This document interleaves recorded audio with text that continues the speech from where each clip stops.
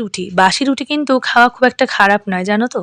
তবে আমি এখন একদমই অল্প তেল খাই। তাই জন্য ভাবলাম যে এমন একটা কিছু বানিয়ে নেয়া যাক, যাতে শরীরের জন্যও ভালো আর মুখেও ভাল লাগবে। তবে এই দুদিন একটু ভালো খাওয়া-দাওয়া হয়ে গেছে, তাই ভাবলাম যে আজকে একটু বরঞ্চ হালকা খাই। আর হালকা খাওয়া মানেই হচ্ছে আমার কাছে এই র‍্যাপগুলো। র‍্যাপগুলো করতে ভীষণ সহজ এবং অনেকটা স্যালাডও খাওয়া হয়ে যায়।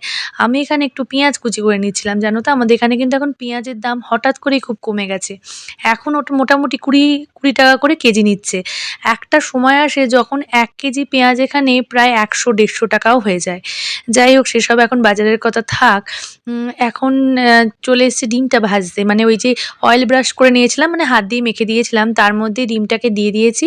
আর মানে পোচটাকে তার উপরে একটু পেঁয়াজ আর একটু লঙ্কা দিয়ে একটু ঢাকা দিয়ে রেখে দিচ্ছি। ওই যেটাকে বলে সানি সাইড আপ আরকি, মানে ওই হলুদ অংশটা উপরের দিকে থাকবে। আর এখানে একটুখানি স্যালাডের জন্য কুটে নিচ্ছি শসা। শসা ছাড়া আমার একদম ভাল লাগে না। তবে দিন যে ওই দেশি শসাগুলো খাইনি, এখানকার শসাগুলো মানে এত পাকা, তুমি যেখান থেকেই নাও না কেন সেই পাকা শসাই মিলবে। একমাত্র ইউরোপিয়ান কিউকাম্বারগুলো একটু দেশি শসার মতো টেস্ট লাগে। আর এখানে নিয়েছি গাজর। গাজরগুলো ভীষণ সুন্দর, ভীষণ মিষ্টি। মানে কাঁচা কাঁচাই খাওয়া হয়ে যায়। আমি তাই জন্য কাঁচা কাঁচাই খেয়ে নিই স্যালাডের মতো। চলো, শসা আর গাজর কাটা হয়ে গেছে। এবার দেখি আমার ডিমের কি অবস্থা। দেখো ডিমটা কি সুন্দর পোচ হয়ে গেছে, তাই না? দাঁড়াও অপর পিঠটাও একটু ভেজে নিই। আগে আমার একটু কাঁচা কাঁচাই খেতে ভাল লাগতো। তবে এখন আর সাহস হয় না। যদি কাঁচা খেলে আবার পেটটা নড়বড়ে হয়ে যায়, তাই জন্য। এরপরে আমি র‍্যাপের ভেতরে একটা পুর বানাবো। জানোই তো পুর বানাবো মানে আমি কেমন করে বানাবো। আগেও আমি এরকম অনেক ভিডিও দিয়েছি। তবে আজকে কিন্তু বহুদিন পর, প্রায় ৪-৫ মাস পর আমি মেয়োনিজ খাচ্ছি। মেয়োনিজ খাওয়া একদম বন্ধ করে দিয়েছি।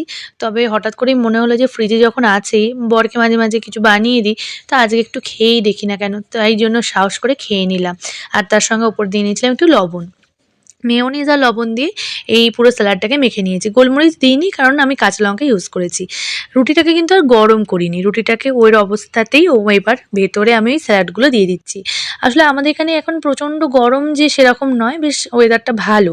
তাই জন্য খাবার-দাবার পচে যাচ্ছে না বা হজম হবে না, যে এরকম কোনো ব্যাপার না। এবার ওই যে পোচটা করেছিলাম না, ওটার মাঝ বরাবর আমি একটু ছুরি দিয়ে একটু কায়দা করে কাটার চেষ্টা করছি। হাত দিইনি, ভাবলাম যে হাত দিলে গন্ধ হয়ে যাবে হাতটায়। তবে সেই শেষমেশ হাত দিতেই হলো। যাই হোক, এইবার আমি এটাকে ভালো করে র‍্যাপের মতো করে নিলেই কিন্তু আমার রুটি র‍্যাপ রেডি হয়ে যাবে।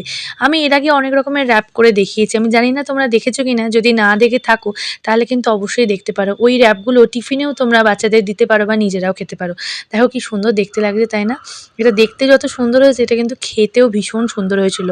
দাঁড়াও দেখি বাইরেটার কি অবস্থা। কি সুন্দর ঝলমলে ওয়েদার দেখো। আর ফুলগুলোও কি সুন্দর হয়েছে।